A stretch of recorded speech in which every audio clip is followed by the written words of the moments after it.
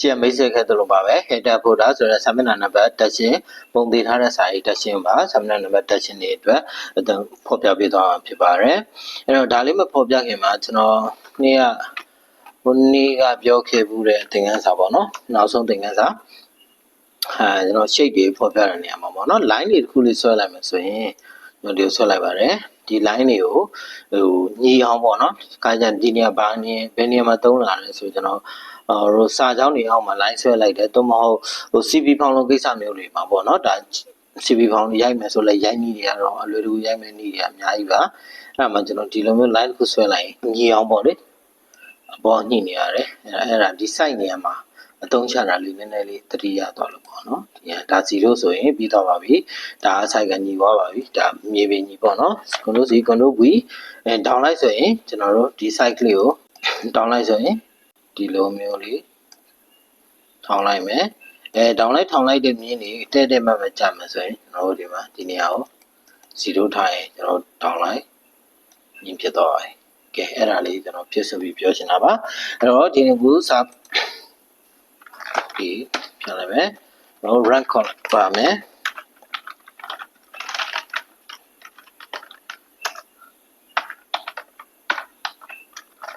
နော်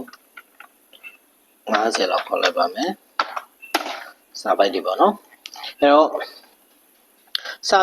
ပုံတွေထားတော့စာတွေတက်တယ်ရွေချက်ကပါလဲဆိုတော့စာတွေရဲ့ထောက်မှာပေါ့နော်ဘောကကျွန်တော်ဝတ္ထုစာအုပ်တွေဆိုရင်တော့ကျွန်တော်ဒါမင်းသင်္ခါမင်းမြတ်သူอ่ะပေါ့အဲ့လိုမျိုးဆိုရင်ဒီမှာအပေါ်မှာစာမျက်နှာတိုင်းမှာပါတယ်ပြီးရင်ဘယ်စာပေကထုတ်လို့တယ်ပေါ့ပုံစံမျိုးလေးတွေပါအဲ့လိုပုံတွေထားတော့စာတွေစာမျက်နှာတိုင်းမှာဒီလိုပုံသေးဒီနေရာတွေမှာစာရေးသူရဲ့နာမည်တွေထားတယ်ပြီးတော့စာမျက်နှာနံပါတ်တက်မယ်ပေါ့နော်အဲ့အတွက်နေရာကိုတုံးပါတယ်ပုံမှန်အပြင်ကတော့ insert နဲ့ကျွန်တော်ဒီ header footer ဆိုရဲ insert text က header footer ဆို group တွေက header လေးကိုတောင်းလိုက်ပါမယ်ဒီမှာ the header ဒီ type ဆိုတာဒီကောင်ဘယ်ဘက်ပါဒီစာမျက်နှာရဲ့ဒီဘက်ဆိုတော့မှာ type ဖြီးရဆိုပြီးပေါ်ပါတယ်ပေါ့နော်လို့ဆက်နေပြန်ပြပါမယ်ပါမယ်ဆက်သွားလိုက်ပါမယ်ပြီးရင်ဒါဒီကတော့ plan 3 column ပေါ့နော် column 3ခုအတွက်ကို3နေရာစာပဲပဲအလည်ညာတဲ့ဆိုရဲဒီနေရာလေးမှာ3ခုတော့ယူရပါတယ်ပုံမှန်ဖြစ်ကျွန်တော်ကတော့3ကိုပဲရွေးလိုက်ပါတယ်ရွေးပြီးရင်ကျွန်တော်ကဘယ်လိုပဲမလိုတဲ့နေရာတွေဖြတ်လို့ကောင်းပါတယ်ဖြတ်လိုက်ပါတယ်ဒီနေရာစာကိုအလည်မှာထားခြင်းလဲဆိုရင်ဘယ်ဘက်ကစာကိုဖြတ်ချရပါတယ်ညာဘက်ကဖြတ်လိုက်ပါတယ်အလည်ကစာကိုကျွန်တော်တို့ကအလည်မှာစာပြောင်းလိုက်ပါတယ်အဲဆိုတော့ဒီစာတွေကအားလုံးဟာဒီမှာစာမျက်နှာထဲမှာဘယ်နေရာမှာပဲတော့ရပါတယ်ပုံမှန်အဖြစ်ကတော့ဒီပထမစာမျက်နှာအားလုံးမှာ header footer ဆိုပြီးတော့စာမျက်နှာတိုင်းမှာပေါ်နေပါလိမ့်မယ်အဲ့တော့ header footer ကိုကျွန်တော်ရွေးလိုက်တယ်ပေါ့နော်ရွေးလိုက်တဲ့အချိန်မှာဘယ်စာကိုလဲကျွန်တော်ဖြတ်လိုက်တယ်ညာဟာလည်းဖြတ်လိုက်တယ်အလယ်မှာကြံခဲ့တယ်တော့မဟုတ်3ခုလုံးကျွန်တော်ရှိတယ်3ခုလုံးမှာအလယ်မှာကျွန်တော်ဗန်ထားလိုက်မယ်ဆိုတော့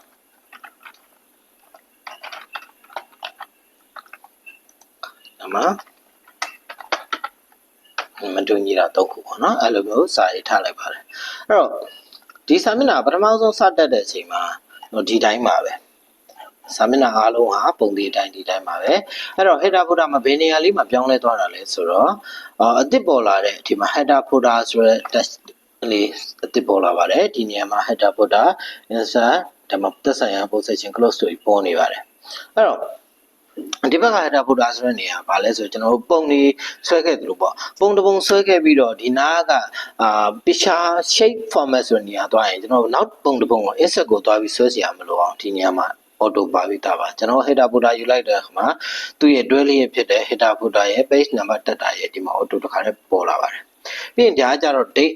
တိုင်းပါ date တွေတိုင်းနေပါအချိန်တွေထည့်ဖို့အတွက်ဒီမှာတွက်လို့ရပါတယ်ပုံတွေထည့်လို့ရပါတယ်တချို့တာကြတော့ဒီနေရာလေးမမြင်ဘူးကြပါဆိုမဲ့ဟိုဓာတ်ပုံလေးတွေပါဒီစာအုပ်ကိုရေးတဲ့လူရဲ့ပုံပေါ့နော်သို့မဟုတ်ဒီ logo လေးတွေပါလေဒီနားမှာထည့်ဖို့ဆိုဒီ picture နဲ့တစ်စင်သွားထည့်လို့ရပါတယ်အဲ့တော့ဒီနေရာကနေမထည့်ဘဲနဲ့ကျွန်တော်တို့ပုံထုံးစံတိုင်းမှာပုံထည့်ခြင်းကိုကျွန်တော်သင်ခန်းစာမှာပြောခဲ့သလိုပဲလိုတဲ့ပုံကိုတွားပြီးတော့ Ctrl C ယူလိုက်ပါယူပြီးရင်ဒီနေရာမှာတွားပြီးတော့ Ctrl V ကိုရှာပါရပါတယ်ကဲအဲ့တော့ဒီနေရာလေးကိုကြည့်လိုက်ပါအပေါ်ပိုင်းဒီအပေါ်ပိုင်းဟာအခုလက်ရှိကျွန်တော်အလုပ်လုပ်နေတဲ့နေရာထင်ရှားပါတယ်ဒီရဲ့ document ပေါ့နော်ဒီစာပကိုပိုင်း text ပိုင်းက header ရဲ့ဒီမြင်းလေးရဲ့အောက်ပိုင်းကစာဟာမှိတ်ပါတယ်ဒီဟာလေးကထင်ရှားပါတယ်အတွင်းသေးစာမှိတ်ပါတယ်အဲ့တော့ control C လို့ယူပြီးတော့ copy ကိုယူတဲ့နေရာမှာကျွန်တော်တို့ဒီမြင်းရဲ့ header footer ဒီ line ရဲ့ဒီအပေါ်ပိုင်းမှာ control V ရှာပြီးပုံတစ်ပုံပေါ့နော်လက်တွေ့ပြောပါမယ်ဒီပုံတစ်ပုံကို control C လိုက်ပါမယ်ပြီးရင်ကျွန်တော်ဒီ line ကို control V ရှာပါတယ်ပြီးရင်အဲ့လိုဒီပုံဟာစာမျက်နှာတိုင်းအားလုံးမှာဝင်သွားမှာပါစာမျက်နှာတိုင်းမှာဒီအားလုံးကဝင်သွားအောင်ဘာဖြစ်လို့ဆိုတော့ဒီနေရာပုံသေးထားတဲ့နေရာကိုယူဆလို့ပေါ့နော်အဲ့တော့ဒီလိုယူသွားရင်ဆိုရင်ဒီမှာ format picture ဆိုတာအသစ်ပေါ်လာပါတယ်အတူတူပါပဲထုံစံတိုင်းပဲကျွန်တော်ရွှေ့မယ်ပြီးရွှေ့ချလို့ရအောင် watch time ပြီး index လေးကိုတွားလိုက်မယ်အဲ့ဆိုဒါကကျွန်တော်တို့ပုံသေးစာမျက်နှာတိုင်းမှာပါနေမှာပေါ့နော်ဒီမှာလည်းပါတယ်ဒီမှာလည်းပါတယ်စာမျက်နှာတိုင်းမှာပါမယ့်သဘောပါပုံသေးထားတဲ့နေရာပေါ့နော်ကဲဒါပေါ်တာပြန်သွားပါမယ်ဒီနေရာကိုထည့်ပြီးတော့ပုံကိုကျွန်တော်ကဒီ line ရဲ့အတွင်းလေးကိုပေါ့နော်ဒီမှာကာဆာရှာကို control C ယူတော့ control V ချတဲ့အချိန်မှာ line ရဲ့ဒီစာကိုပိုင်းမှာချတာမဟုတ်ဘဲနဲ့ဒီ header footer ယူတဲ့အပိုင်းမှာတွားပြီးတော့ရွေးချယ်ဖို့တော့လိုပါလိမ့်မယ်နော်အဲ့ဒါဒီပိုင်းလေးပြောခဲ့ပါတယ်ပုံဝဲလို့ထည့်ရပါတယ်ပြီးတော့ဒီမှာ go to footer ပါကျွန်တော် header ကိုအသုံးပြုနေတဲ့အချိန်မှာ footer ကိုသွားမယ်ဆိုရင်အောက်က go to header footer ကိုရောက်သွားပါတယ် footer အောက်ခြေပိုင်းမှာပေါ့နော်စာပုံသေးထားတဲ့စာတွေအောက်ခြေမှာတက်တယ်ပေါ့နော်ပြီးရင် header ဆိုခေါင်းကိုရောက်တော့အလွယ်တကူရွှေ့ပြောင်းမှုတဲ့နေရာပါဒါ previous day next day ဆိုတာကြတော့ selection တွေခွဲလိုက်တဲ့ကဏ္ဍပါနော်အဲ့ဒါမှပါပါတယ်ကဲဒီနေရာလေးရဲ့ဟာအဓိကသုံးပြရမယ့်နေရာဒီအပိုင်းမှာ option ဆိုတဲ့အပိုင်းလေးသိချာ queue ဆိုင်ဖို့လိုပါတယ်ပထမဆုံးက different first page ဆိုတာပထမစာမျက်နှာနဲ့ different ဆိုကွဲပြားစေချင်ပါတယ်ကျွန်တော်စာမျက်နှာကိုစာမျက်နှာ1ကနေစပြီးတက်တယ်ဆိုတာမရှိပါဘူးပြောရမယ်ဆိုရင်စာမျက်နှာ1ကိုဖော်ပြယူမရှိပေါ့နော်ပထမစာအုပ်တည်းရဲ့သဘောတရားအရာပါစာမျက်နှာ1ဆိုတာကိုနံပါတ်စဉ်မတက်ဘဲနဲ့2ကစတက်ကြပါတယ်သို့မဟုတ်စာမျက်နှာ1ကိုကျွန်တော်တို့ကမတက်ဖက်နဲ့ကျွန်တော်တို့ကကာဗာထားခဲ့တာရှိပါတယ်မျက်နှာဖုံးပေါ့နော်မျက်နှာဖုံးကာဗာပြီးတော့ဒုတိယစာမျက်နှာမှာတွားပြီးပြောင်းလဲပါတယ်အဲ့လိုပုံစံမျိုးတွေပါပေါ့နော်အဲ့တော့ဒီနေရာလေးမှာအမှန်ကြည့်ပေးလိုက်ပါမယ်အမှန်ကြည့်ပေးလိုက်မယ်ဆိုရင်ဒီနေရာလေးကပြောင်းလဲတော့ပါပြီ first page header first page footer ပထမစာမျက်နှာရဲ့ header နဲ့ footer ပါသူကလုံးဝအသစ်ပြောင်းလဲတော့ပါတယ်ပြီးရင်ကျွန်တော်ကအဲ့ဒီကျန်တဲ့ကိစ္စကျွန်တော်တို့က header footer header ပုံမှန်တိုင်းလေးပြန်သွားပါတယ်ဟုတ်ပါနော်အဲ့တော့ဒီ different first page ဆိုတာပထမစာမျက်နှာနဲ့ကိုအလွတ်ထားခဲ့တဲ့သဘောပါဒါဒီဟာတခုနားလည်အောင်ပြောရမယ်ဆို selection ခွဲလိုက်တဲ့သဘောမဟုတ်သေးပါဘူးပထမစာမျက်နှာကိုကျွန်တော်ကစာမျက်နှာနံပါတ်1ဆိုတာကိုမတက်ဘူးဆိုတဲ့သဘောသို့မဟုတ်စာမျက်နှာနံပါတ်1ကိုကာဗာထားခဲ့ခြင်းတဲ့သဘောပါပြီးဒီနေရာမှာထပ်ပြီးတော့ကြည့်မယ်ကျွန်တော်က different of an event ပေါ့အစုံနဲ့မှနေပါအဲ့တော့ကျွန်တော်ကပုံသေးထားတဲ့စာမျက်နှာကိုစာမျက်နှာတိုင်းမှာဒီနေရာမှာပဲစာမျက်နှာတိုင်းမှာဒီနေရာမှာပဲထားချင်တယ်ဆိုရင်ဒီမှာနော်စာမျက်နှာတိုင်းမှာဒီနေရာတိုင်းမှာပေါ်နေပါတယ်တော့မထားချင်ပဲနဲ့ပထမစာမျက်နှာကိုတစ်မျိုးပါပထမစာမျက်နှာကိုတစ်မျိုးဒုတိယစာမျက်နှာမှာတစ်မျိုးလို့စာမျက်နှာကိုမတူချင်ပါဘူးမတူစေချင်ပါဘူးမတူစေချင်ပါဘူးဆိုတဲ့အချိန်မှာကျွန်တော်ဒီဟာလေးကို different first page ကိုပြန်ဖြည့်ကြည့်ပါမယ်တွေ့တော့ပေါ့နော်ဒီနေရာလေးကိုကျွန်တော်အမှန်ကြည့်ပေးလိုက်ပါမယ်အဲဆိုရင်ကျွန်တော်ဒီမှာပေါ်လာပါပြီပထမဆုံးစာမျက်နှာမစာမျက်နှာပါစာမျက်နှာ1ပေါ့နော်အဲဆို all page header ပေါ့နော်မစာမျက်နှာရဲ့ header ပိုင်းမှာအဲ့လိုမျိုးအမှန်ကြည့်ဒုတိယပိုင်းမှာဒီနေရာမှာအမှန်ကြည့်ပေးလိုက်မယ်ဆိုရင်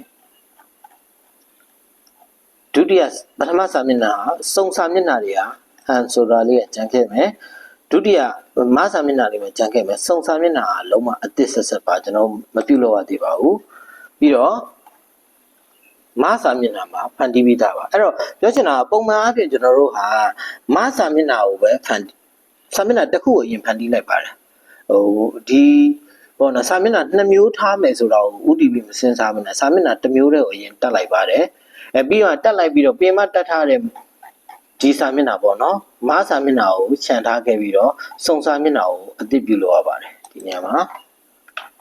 ပြရလိုက်ပါမယ်အဲ့တော့မစာစုံတစ်ဆိုရဲမစာမျက်နှာဟာတစ်မျိုးပါစုံစာမျက်နှာဟာတစ်မျိုးပါအဲ့တော့မစာမျက်နှာစုံစာမျက်နှာတို့အော်တိုပြောင်းလဲသွားပါလိမ့်မယ် တက်ပြီးပြောရမှာဆိုဒီနေရာလေးဟာဒီအပိုင်းရဲ့ရှုပ်ထွေးမှုအပိုင်းမှာပုံမှန်အဖြစ်ကျွန်တော်တို့ဒီစာမျက်နှာနံပါတ်တက်ချင်းကိုစဉ်းစားမယ်ဆိုရင်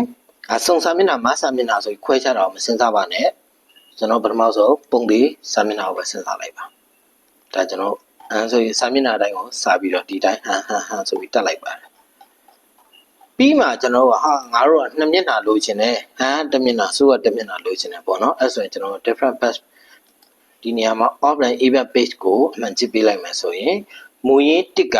ကျွန်တော်ဖန်တီးပြီးသားမို့လို့ကြံခဲ့ပါတယ်စာမျက်နှာစုံစာမျက်နှာဟာကျွန်တော်မဖန်တီးရသေးပါဘူးအဲ့အတွက်ကျွန်တော်တို့တွားပြီးတော့ဖန်တီးရပါမယ်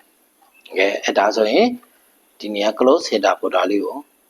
တွားပြီးဒီနေရာကတော့ဒီရပါလဲဆိုတော့header footer ရဲ့အပိုင်းပေါ့နော်ဒီစာမျက်နှာ URL ကြီးကအရင်များလုံးအားကြည့်တယ်အပေါ်ပိုင်းကနေနာ header top ပေါ့နော်ဒီစာမျက်နှာ URL ရဲ့များဆိုကျွန်တော်ဒီဟာလေးတွေကိုရွှေ့လိုက်ပါမယ်အဲ့မှာရွှေ့လိုက်မယ်ဆိုရင်တော့ဒီလိုပေါ့ဒီစာမျက်နှာအပေါ်ကိုတက်သွားပါတယ်အဲ့လိုမျိုးလေးအတွက်ဒီနေရာလေးမှာအတူအချောစဉ်းစားပါတယ်ဒါဆိုရင်အပေါ်ကတော့ပါကျွန်တော်တို့ရဲ့ header footer နဲ့ဒီစာမျက်နှာရဲ့အကွာအဝေးလေးပြောဖော်ပြတာပါပြီးရင် close header footer ပါအဲ့တော့စာမျက်နှာကြည့်ကြအောင်ဒါစာမျက်နှာ1ပါ2ကတစ်မျိုးဖြစ်သွားပါပြီ3ကတစ်မျိုးပါ4ကတစ်မျိုးပါဆိုစုံနဲ့မှနဲ့အဲ့လိုခွဲခြားလိုက်ပါပြီအဲ့တော့ကျွန်တော်ပုံမှန်အဖြစ်စာမျက်နှာဒီလို header footer တက်ဖို့အတွက်ကိုကျွန်တော်တို့ကinsert ထဲက header နဲ့ footer ကိုသွားပါတယ်တကယ်တော့မလိုပါဘူးအဲ့ကိုသွားဖို့မလိုပါဘူးဒီပုံမှန်ရှိနေတဲ့ control N နော် new base ကိုဖော်ပြပါမယ်ဒီလိုစာမျက်နှာစာရိုက်နေရင်ဘယ်မှမသွားဘဲနဲ့အပေါ်နားလေးမှန်းပြီးတော့ mouse ကိုနှစ်ခါပေါ့ဒီနေရာမှာဒီစာသားရဲ့အပေါ်တက်လိုက်ပါကျွန်တော်တို့ဒါ margin ပေါ့နော်စာပြီးရိုက်ရမယ်ဒီတိုင်းဒီမှာသတ်မှတ်ထားတဲ့တက်လက်မှဆိုတက်လက်မှ margin အတွင်းထဲကိုနှစ်ခါတောက်လိုက်ပါတစ်ခါတည်းဒီနေရာကိုရောက်သွားပါတယ်ဒီ insert ကနေနာ header footer ကိုသွားဖို့မလိုပါဘူးနော်အဲ့တော့ဒီ area တွေကိုသွားလိုက်ပါရောက်သွားပါပြီဒီနေရာမှာ line လေးရှိပါတယ်အဲ့တော့ဒီ close header footer လည်းသွားဖို့မလိုပါဘူးဒီပင်မရဲ့ header footer အပိုင်းကနေပင်မရိုက်နေတဲ့စာမျက်နှာကိုသွားဖို့အတွက် C လေးကိုကြော်ပြီး double click ဆိုရင်ဒီဘက်ကိုပြန်အောင်သွားပါတယ်ဒီထဲကို double click ဆိုရင်ဒီဘက် area တွေကိုဝင်သွားပါတယ်ဟုတ်နော်အဲ့တော့ဒါကပုံသေးထားတဲ့စာပါအဲ့တော့ပြီးတော့နောက်တစ်ခုကနံပါတ်စဉ်တက်ခြင်းပါစာအပေါ်ပိုင်းမှာနံပါတ်စဉ်တက်မှာပေါ့အပေါ်ပိုင်းမှာနံပါတ်စဉ်တော့ဆိုတော့ page number ကိုသွားလိုက်မယ် top အပေါ်မှာတက်မှာဖြစ်တဲ့အတွက် top page ကိုသွားမယ်ပြီးတော့ကျွန်တော်အလယ်မှာတက်ရှင်တယ်ဆိုအလယ်ပါထောက်လိုက်ပါတစ်ပါဟုတ်နော်ပြီးရင်ကျွန်တော်တို့ဒီနေရာမှာဖြုတ်လိုက်ပါမယ်အဲ့တော့စာမျက်နှာနံပါတ်1ပါ2ပါ3ပါအဲ့တော့ဒီစာမျက်နှာနံပါတ်1 2 3ကတချို့ကျွန်တော်တော်ရထဲမှာကျွန်တော်လေ့လာတဲ့အချိန်ဒီမှာ comment တွေလည်းတွေ့ပါတယ်စာမျက်နှာနံပါတ်2လို့တိုက်လိုက်တာ2ဖြစ်သွားပါတော့ဒီနေရာမှာ C နည်းလေးသဘောတရားပါပဲဒီလက်ရှိပေါ်လာတဲ့ page number လို့ပေါ်လာတဲ့1ဆိုတဲ့စာမျက်နှာကိုကျွန်တော်တို့က select ဆွဲပြီးတော့မြန်မာကိုပြောင်းချင်တယ်ဆိုရင် home ကိုသွားမယ်ပုံမှန်အတိုင်းပါပဲမြန်မာစာလုံးကိုသွားပြီးပြောင်းမယ်အဲ့မှာကျွန်တော်ပြည်ထောင်စုဖောင်ကိုပြောင်းလို့မရပါဘူးပြည်ထောင်စုဖောင်ဆိုတာမြန်မာနဲ့အင်္ဂလိပ်ကိုစားပြုထားတယ်နှစ်ခုလုံးကိုစားပြုထားတာဖြစ်တဲ့အတွက်မြန်မာစာစစ်ကိုကျွန်တော်တို့သွားပါတယ်လက်ချလိုက်ပါမယ်ဆိုတော့ဒီမှာမြန်မာစာဖြစ်သွားပါပြီဒီနှစ်ပြောင်းလဲသွားပါတယ်တချို့ကဘယ်ဟာကိုမှားတာလဲဆိုတော့ဒီရှိနေတဲ့ပေါ့နော်ကျွန်တော်အဲ့ဒါပေါ့နော် page number ကို top ကနေ1လို့တက်လိုက်တဲ့ဒီ page number ကိုသူက select ရှယ်ပြီးတော့ဖြတ်လိုက်ပါတယ်ဖြတ်ပြီးတော့ကျွန်တော်တို့ကဒီပုံမှာတစ်ခုတင်ပြီးတော့1ဆိုပြီးရိုက်လိုက်ပါတယ်ဒါရိုက်လိုက်ပါတယ်ဒါအစ်စ်ကျွန်တော်တို့ရိုက်လိုက်တဲ့စာလုံးမှာအဲ့လိုဆိုရင်စာမျက်နှာတိုင်းမှာ1ပဲပေါ်ပါလိမ့်မယ်အဲ့တော့မှတ်ထားမှာကျွန်တော်တို့ page number ကိုခေါ်လိုက်တဲ့အချိန်မှာဒီ header footer နဲ့ page number ကိုခေါ်လိုက်တဲ့အချိန်မှာပေါ်လာတဲ့စာလုံးကိုလုံးဝဖြတ်လို့မရပါဘူး။ဘာလို့လို့ရလဲဆိုတော့စာလုံးကိုကြီးတာတွေသေးတာတွေလုပ်လို့ရပါတယ်။အယောင်ပြောင်းလဲလို့ရပါတယ်။ပြီးလို့ရှိရင်အမျိုးအစားပြောင်းလဲလို့ရပါတယ်။ဒီစာလုံးကိုဖြတ်ပြီးတော့နောက်ထပ်ဘယ်စာလုံးမှအစားထိုးလို့မရပါဘူး။အဲ့တော့ select ဆွဲမယ်ကျွန်တော်တို့ home ကနေတွားပြီးတော့ကျွန်တော်တို့ဘိုးတင်လိုက်မယ်ရတယ်ပြီးရင်မြန်မာစာစစ်တစ်ခုပြောင်းမယ်အင်္ဂလိပ်စာပြောင်းလိုက်မယ်။အနီရောင်လေးပြောင်းလိုက်ပါပေါ့နော်။ရပါတယ်။ပြီးကျွန်တော်ဘာလုပ်လို့ရလဲဆိုတော့တချို့စာလုံးကဒီတိုင်းမဟုတ်ပါဘူးနောက်မှာ dash click ခံပါတယ်ပြီးရင်ဒီ dash ကိုခံလိုက်တဲ့အချိန်မှာစာလုံးရဲ့နောက်လက်ကရိုက်လိုက်တဲ့ dash က ဒီမှာဆိုရင်014ရမင်းပေါင်ပေါ့နော်အဲ့ဒါကိုကျွန်တော်ရှေ့မှာကစားရှာပြီးတော့ကစားရှာမတူတာဖြစ်တတ်ပါတယ်အဲ့အတွက်ကျွန်တော်နောက်မှာရိုက်တဲ့ dash ကို select ဆွဲပါတယ် control C ဒီရှေ့မှာ control V ရှာလိုက်ပါတယ်သွားပါတယ်ဒီပေါ့နော်ဒီတိုင်းလေးထပ်တူညောင်းလောက်လိုက်ပါတယ်ပြီးရင်စာလုံးကိုရှင်းလိုက်ပါပေါ့ရှင်းလိုက်ပါအဲ့တော့ဒီ3ခုမှာဒီစာလုံး3ခုမှာဒီအလဲက1ဆိုတာဟာ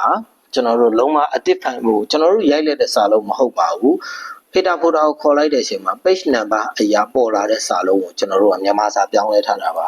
အနီအောင်လေးပြောင်းလဲထားတာပါဒါပေမဲ့ဒီနောက်မှာပါလာတဲ့ dash နဲ့ရှေ့မှာပါလာတဲ့ dash ကကြတော့ကျွန်တော်တို့ကိုယ်တိုင်ပြုလုပ်ချက်နဲ့ထည့်ထားတဲ့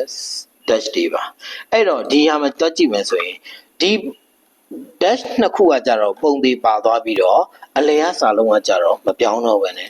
ကွက်တီရောက်နေပါတယ်ဒီမှာ1နဲ့3ပါနော်အဲ့တော့ရပြီဆိုတော့တွက်ကြည့်ကြမယ်အဲ့တော့စာမျက်နှာနံပါတ်တက်တာပါအဲ့တော့ခုနပုံသေးထားသောစာကိုဖန်တီးတာနဲ့စာမျက်နှာနံပါတ်တက်ခြင်းဟာခွဲခြားနေမယ်ဆိုရင်အဆင်ပြေပါတယ်ကိစ္စမရှိပါဘူးဒါပြီးတော့ဒီနေရာမှာ header ဘိုင်းကိုနော် header ကိုအပေါ်ပိုင်းမှာစာမျက်နှာနံပါတ်တက်မယ်ပြီးလို့ရှိရင်ကျွန်တော်တို့ footer ဘိုင်းကိုသွားမယ်ပြီးရင်ဒီနေရာ go to footer ကိုသွားမယ် control E အလယ်မှာဆိုထည့်လိုက်မယ်အဲဆိုရင်ကြည့်ပါအပေါ်မှာ header စာမျက်နှာနံပါတ်အောက်မှာနာမည်အပေါ်မှာစာမျက်နှာနံပါတ်အောက်မှာနာမည်ပါစင်ပြေပါတယ်ကဲဒါမဲ့တစ်ခုထူးစဉ်းစားမယ်ဗျာစာမျက်နှာလည်းတက်မယ်ဒီနေရာမှာစာမျက်နှာနံပါတ်လည်းတက်မယ်ဒီအပေါ်ပိုင်းမှာပဲစာမျက်နှာနံပါတ်လည်းတက်ရှင်တယ်နာမည်လေးထိုးရှင်တယ်အဲ့ဒီဆိုရင်ကျွန်တော်တို့ကဘာလို့စဉ်းစားကြလဲခါကျရင်မှားယွင်းပြီးတော့ header ကိုသွားပါတယ်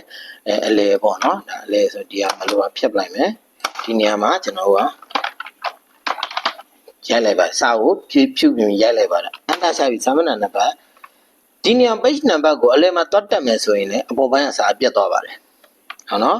အဲ့တော့ပြီးတော့ဒီနေရာမှာအောက်ကနေလည်း dash 1 dash ဆိုပြီးတော့ခံလိုက်ပါမယ်အဲ့တော့စာမျက်နှာတိုင်းမှာတစ်တွေပဲပေါ်ပါမယ်အဲ့လိုအချုပ်ပြဿနာလေးရှိပါတယ်အဲ့အတွက်ကျွန်တော်တို့ကစာမျက်နှာနံပါတ်လဲတက်မယ်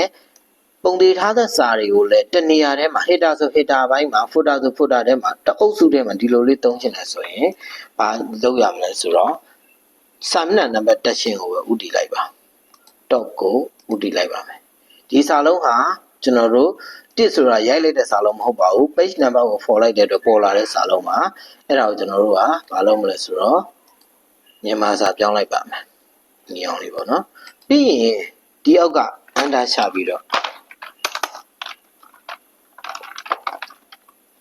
ဒီလိုထားလို့ရိုက်လိုက်ပါအဲ့ဒီတော့ဒီတစ်ဟာဒီနှစ်ခုရိုက်လိုက်တဲ့အချိန်မှာတစ်ဟာနောက်စာမျက်နှာမှာနှစ်လို့ပေါ်တယ်ဒီအတစ်ရိုက်လိုက်တဲ့ဟန်ကစာမျက်နှာတိုင်းမှာပုံသေးပေါ်တယ်အဲ့တော့စာမျက်နှာနံပါတ်တက်ချင်းနဲ့ကနန်းဒီပုံသေးထားသောစာကိုပူတွဲလေးဒီလိုလေးပြုတ်လို့ရှင်နေဆိုရင်တော့စာမျက်နှာနံပါတ်တက်ချင်းကိုပဲဥတီပါပြီးရင်အန်တာချပြီးတော့ကိုလို့ရှင်တဲ့စာကိုတက်လိုက်ပါအဲ့ဆိုအဆင်ပြေသွားပါလိမ့်မယ်ပုံမှန်အဖြစ်တော့ချုပ်ဝက်တို့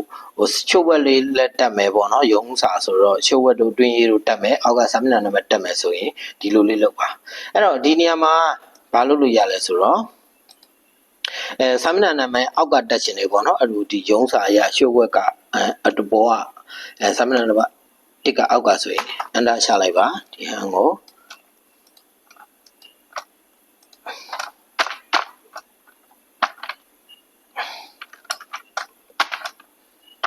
အပေါ်တက်လိုက်ပါ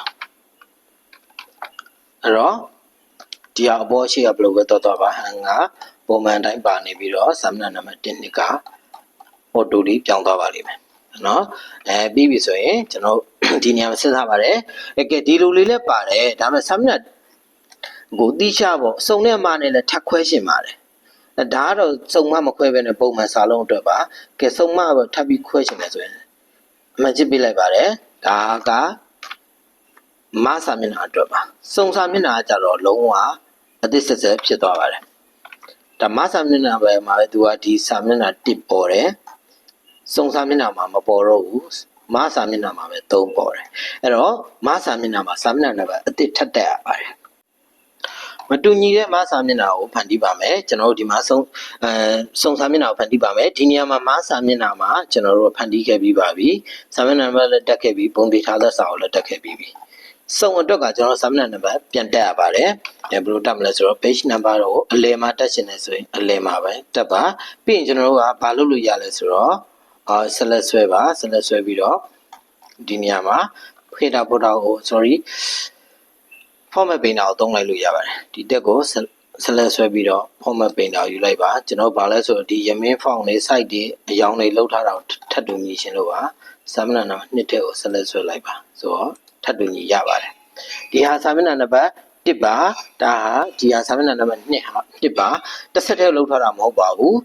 စုံနဲ့အမှနဲ့ခွဲပြီးတော့နှစ်ခါပြန်ဖန်တီးရတာပါပြီးရင်ကျွန်တော်တို့က2ရဲ့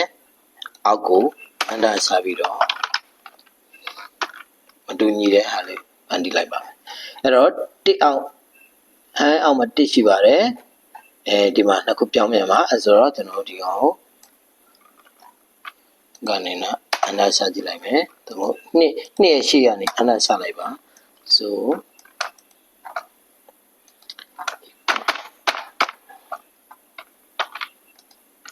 ဒီလိုက်ပါအဲ့တော့ဒီရတော့ကြည့်အောင်နေရာမှာ1ပါနေရာမှာဆို2ပါနေရာ3ပါဆို4ရဟုတ်ကဲ့အဲ့တော့တစ်ခါကြရင်ကျွန်တော်တို့ကစာမျက်နှာနံပါတ်1ကစပြီးတော့တက်လေးတက်ထားမရှိတော့1ကိုပြန်ဖြောက်ရှင်ပါတယ်ဖြောက်တဲ့အချိန်မှာဒီမှာသွားပြီးတော့ different page ကိုအမှန်ချစ်ဖြောက်လိုက်တယ်ဆိုရင်ဒါရပျောက်သွားပြန်ရောအဲ့လိုမျိုးလေးကြုံပါတယ်အဲ့ဆိုရောလုံးကန်းအနေနဲ့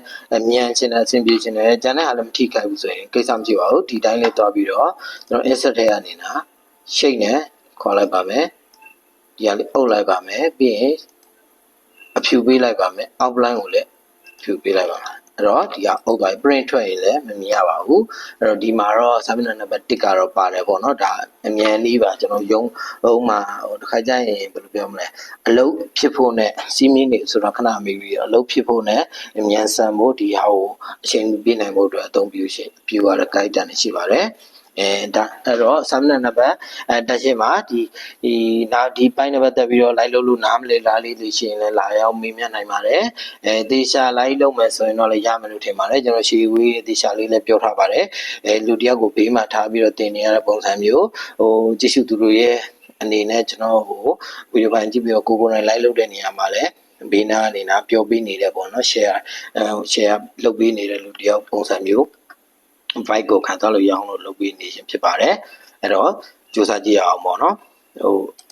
သင်ခန်းစာကိုအရှုံအနေနဲ့ပြန်ပြောမယ်ဆိုရင်ကျွန်တော်တို့ header footer ကို insert က header footer အနေနဲ့သွားလို့ရပါတယ်မဟုတ်ဘဲနဲ့ဒီတိုင်းကျုံတဲ့နေရာအနေနဲ့တို့အန်ကို new နဲ့ဖော်လိုက်ပါမယ်ဒီ rank 50လောက်ခေါ်လိုက်ပါမယ်အဲ့တော့ဒီကျုံတဲ့နေရာနဲ့သွားပြီးတော့ double click လိုက်ရင်လည်းကျွန်တော် header footer line နဲ့ရောက်သွားပါပြီအဲ့တော့အဓိကဒီနေရာမှာ different first page ကိုလုံးမလားဒီ off and even စုံနဲ့မှနဲ့ခွဲမလားဆိုဒီဘိုင်းနေရာအရင်ရေးကြည့်ပါတယ်အဲ့ပုံမှန်အဖြစ်ဒီမှာ header တက်မယ်ဒါရနိုင်ပါတယ်ဒါ3ခုမှတစ်ခုဖြစ်လိုချင်တာတိုက်ရိုက်ရေးပေါ့နော် footer ကိုတက်မယ်ဆိုလဲ footer အဲ့တိုင်းပါပဲအဆင်ပြေပါတယ်ဒါကတော့အရင်လည်းမခက်တော့ပါဘူးပြီးရင်စာမျက်နှာနံပါတ်တက်မယ်သူနဲ့အပေါ်တော့လာတော့ page လား bottom page ကဒါမှနံပါတ်တွေနဲ့တက်မလားပေါ့နော် page 1 2တွေနဲ့တက်မလားအဆင်ပြေပါတယ်နှစ်ခုတွဲပြီးတော့လုပ်တော့မယ်ဆိုရင်ပုံသေးထားသောစာ header footer နဲ့ page number ကို header ဘိုင်းမှာတော့ footer ဘိုင်းမှာအုပ်စုတစ်ခုထဲမှာတွဲပြီးလုပ်မယ်ဆိုရင်တော့သတိထားပါ page number တက်တာကိုပဲယူပြီးတော့ header footer ကိုကိုယ့်အကိုလိုချင်တဲ့စာကိုထည့်သွင်းပြီးရိုက်လိုက်ပါအဲ့လိုနီလန်းနဲ့အဆင်ပြေပါလိမ့်မယ်close header footer မလိုပါဘူးဒီဘိုင်းကဒီကိုအပြင် click လိုက်ရပါတယ်အဲဆိုတော့အားလုံးအဆင်ပြေမယ်လို့ယူဆပါတယ်ကျေးဇူးတင်ပါတယ်လုပ်ငန်းဆောင်တော်များကိုစိတ်ချမ်းသာစွာဖြင့်ဆောင်ရွက်နိုင်ပါစေနော်